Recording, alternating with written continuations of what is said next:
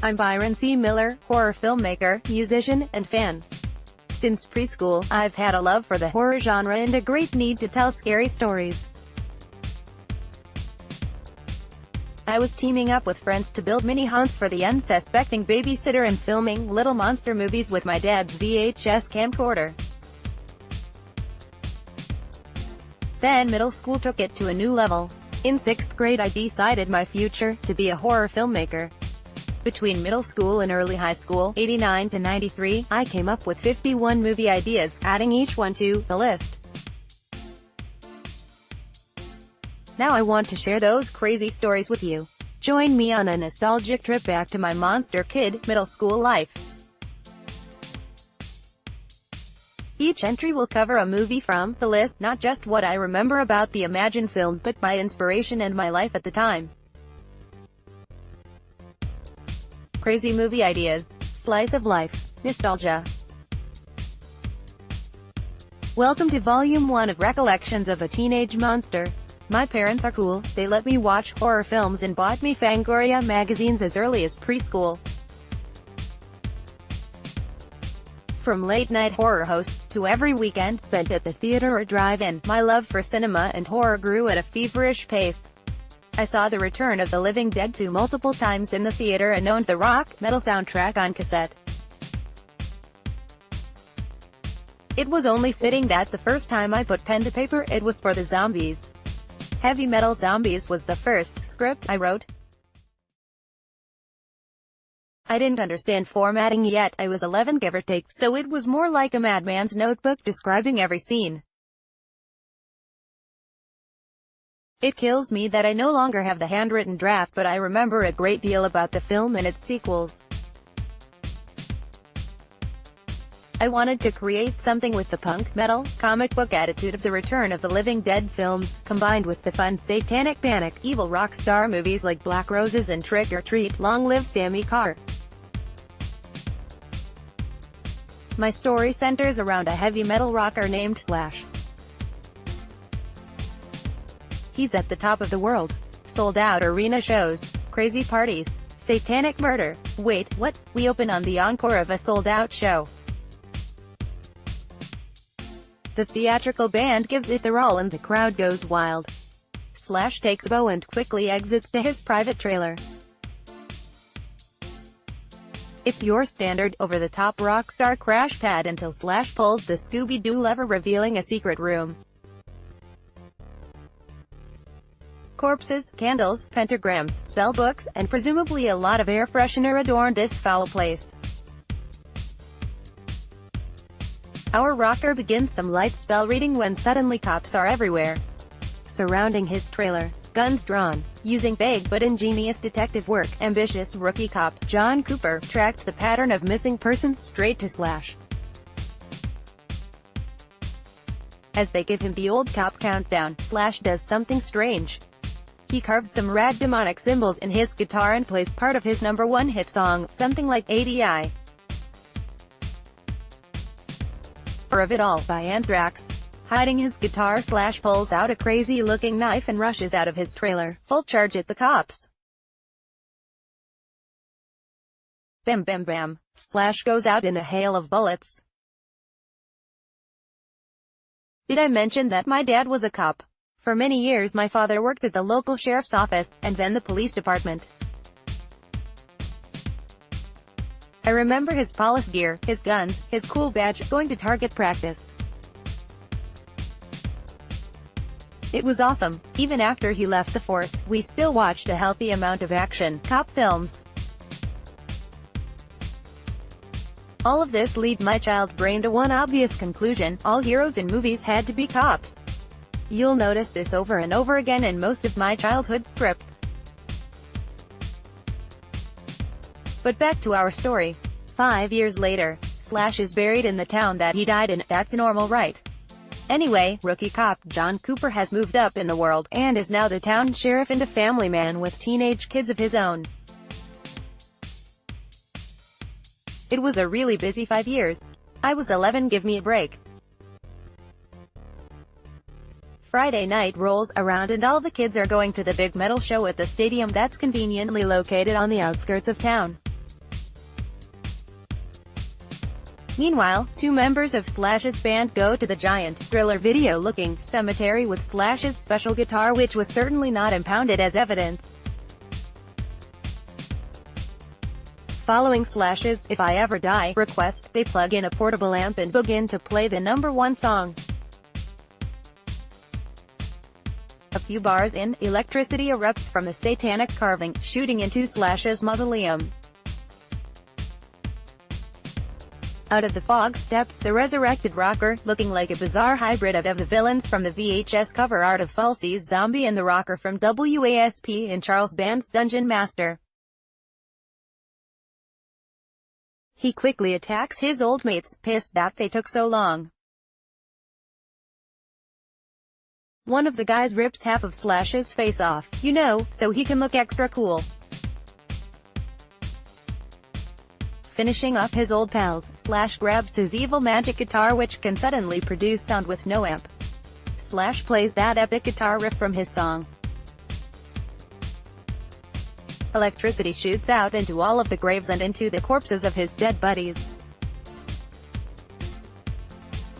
Things get crazy as the dead begin to rise, transforming from their normal clothing to heavy metal gear and headbanging through the cemetery. 11 years old when I wrote this. It's like the graveyard scenes from Thriller on speed. Zombies explode from the earth, smash tombstones with their fists, go absolutely apeshit. This love of shock rockers and heavy metal didn't come from thin air. My mom was a big Alice Cooper fan, something I didn't realize until I myself became a big fan in middle school. I remember renting one of his concert videos and watching it with my mom. We had a blast, and Cooper's showmanship and horror references blew my mind. My parents were always into music, going to concerts, dance clubs on the weekend, and even co-owning a nightclub for a while. This was also the age of the birth of MTV, back when it was just music videos. I remember watching the Thriller video when it premiered and loving it. This love for music in 70s and 80s theatrical rock and rollers definitely made its mark on my psyche. Which reminds me, Slash leads his zombie army into the town. They march past the power plant and another guitar riff takes out the town's electricity. The trap is set. Now for some zombie chaos montage action. We see suburbia under siege by seemingly unkillable zombies, drinking beer, eating brains, smashing windows, and literally punching through steel doors to invade homes. Sheriff Cooper races around town trying to help where he can. Suddenly, he slams on the brakes in shock. Slash stands in the center of the road staring Cooper down. Our hero floors it, and just before impact, another magic guitar strum sends lighting into the car, blowing up the engine. Cooper jumps out just in time, landing on his feet and firing on Slash. Unlike Slash's torn face, the bullet wounds quickly heal. Slash, having not seen many Bond films, lays out his plan to destroy Cooper and the town. He will go to that metal show and give the kids a performance that will transform them all into heavy metal zombies. He leaves Cooper stranded in the darkness. On foot, Cooper makes it home in time to stop his kids from going to the concert. He gathers what's left of the cops to drive out to the stadium and stop Slash. At the concert, the teens excitedly watch some metal band when suddenly, the lights go out. The band is dragged off murdered, and replaced with Slash and his key zombies.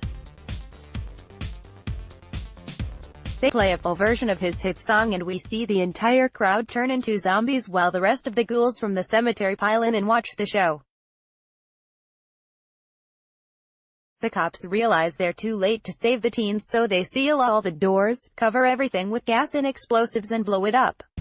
Just like in Gremlins. Also just like that film, Slash escapes. You might notice the myriad of inspiration on hand. You see, growing up in the 80s we had cable and a VCR. In many ways this was better than Netflix or streaming. Every weekend I went to one of the many video stores and picked out 3 to 5 films to watch. I was also allowed to watch whatever I wanted, uncut on HBO. Furthermore, going to the movies was pretty cheap and we were at the theater or drive-in every weekend. I watched hundreds of films every year. Having to go out and find them made them more important. I paid attention. I learned who the filmmakers and actors were. I read movie magazines. I needed to know more. I was a sponge and my storyteller mind blended and repurposed moments from hundreds of films. The finale here is very much Gremlins meets Black Roses meets Witchboard meets Critters 2 meets My Crazy Brain. This brings us to Sheriff Cooper chases Slash down and they do get out. Cooper, proving to be no match for Slash, is about to get zombified when he scrambles to his gun and shoots the guitar. A hole in the guitar equals a hole in Slash. Cooper keeps shooting and finally pulls the guitar from the weakened Slash. He dooses that shit in lighter fluid and burns it up. Slash does an epic zombie meltdown and finally turns to dust. Cooper is relieved. He might have lost most of the town's teenage population, and a few whole neighborhoods, but he stopped it, or did he? We're backstage at the blown-up stadium. We push past burning rubble to a soundboard with a cassette deck. A fireman passes, knocking the deck to the floor. A cassette tape falls out of the wreckage. No ordinary cassette, this one has those familiar devil symbols carved into it. I smell sequel. The first Elm Street film my parents took me to see was Part 3, Dream Warriors. It was phenomenal, and part of one truth of 80s cinema, there had to be a sequel. They didn't do quite as many remakes back then, they just made a million sequels instead, most of which played out like remakes. If you look at the list, almost every idea has a number of planned sequels along with it. I put a lot of love into Heavy Metal Zombies, played it as a game with my friends, acted it out when I was home alone, and mused about the crazy series it would become. I imagined interviews in Fangoria magazine, discussing the series with my favorite talk show host, Arsenio Hall. Slash would be my Freddy. The list says Heavy Metal Zombies 1, 2. My memories of Part 2 are vague. I know that Cooper would be divorced, broken, living in the big city, and cursed with wild nightmares of Slash. I know the tape would end up with some record executive. I know that Slash and the zombies lay siege to this city and only Cooper can save the day. Maybe there would be a trick-or-treat style race against time to stop the cassette from getting played for a large audience. Save the world from getting zombified? Whatever it was gonna be awesome. My parents are cool, and I'm glad they let me be the crazy monster kid. However, being a weirdo isn't always fun. Sometimes, we get bullied. You know what happens when you bully a monster kid? We dream up a crazy trilogy of revenge on the shitters of the world. Tune in next time for my Maniac * trilogy. * no relation to the William Lustig classic. I didn't see that one until I was full grown.